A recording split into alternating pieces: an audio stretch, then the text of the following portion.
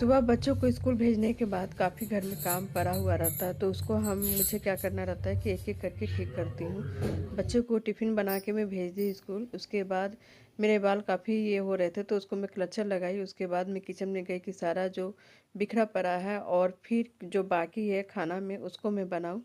तो मैं सब्ज़ी बना कर अलग में रख रही हूँ और साथ में देख रहे हैं दोस्तों, गोभी वगैरह है तो उसको मैं फ्रिज में स्टोर कर दूँगी। ज़्यादा है तो उसका जो डंठल होता है उसको मैं तोड़ूँगी बैठकर। अगर ऐसा नहीं करती हूँ तो गोभी क्या होता है कि ज़्यादा स्पेस लेता है और प्लस ख़राब होने का भी ज़्यादा चांसेस रहता है। तो कोशिश करती हूँ कि गोभी को हम एक-एक जो डंठल है उसका मैं तोड़ दूँ। साथ में बाज़ार से मैं धनिया पत्ता भी लाई थी, जो इसमें अभी दिखा नहीं रही हूँ, अभी मैं निकाल के ले आऊँगी फ्रिज से।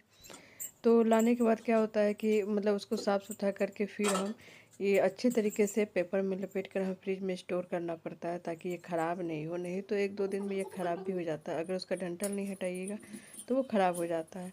तो करीब 2 ढाई केजी के लमसम मैं गोभी ले आई थी। गोभी एकदम फ्रेश था। उसके बाद मैं सोची कि चलो इसका कुछ मैं कोफ्ता बना दूँ, ताकि बच्चे खाने में उनको अच्छा लगेगा।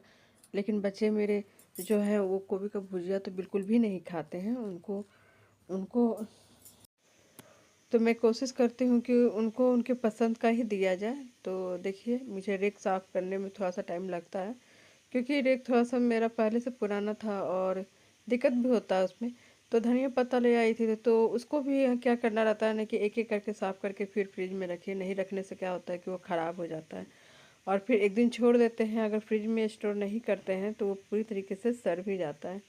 तो ये बहुत बड़ा काम रहता है, समझिए, हाउसवाइफ के लिए, कि सही सही मतलब चीज़ों में अगर मायने में देखा जाए तो ये सबसे बड़ा टास्क है, सब्जी को फ्रिज में स्टोर करना। क्योंकि बाज़ार से लाने में भी है और फिर उसको ज़्यादा ले आइएगा तो फिर उसको अच्छे से काट छाँट करके उसको अच्छे से आप स्टोर कर दीजिए। सारे काम करने के बाद मैं आ गई हूँ किचन, और किचन में जो भी कचरा था उसको मैं एक-एक करके ठीक कर रही हूँ। साथ में एक एक गेस्ट आए हैं, तो उनके लिए मैं चाय बना रही हूँ, ताकि चाय दूँ। और सभी चीज़ें तो एक साथ करना पॉसिबल नहीं है। आप किचन में हैं तो किचन का ही काम देखिएगा, बाकी अदर साइड का तो काम बाकी ही रहता है। इधर का काम ख़त्म करके फिर हम लोग उधर जाते हैं।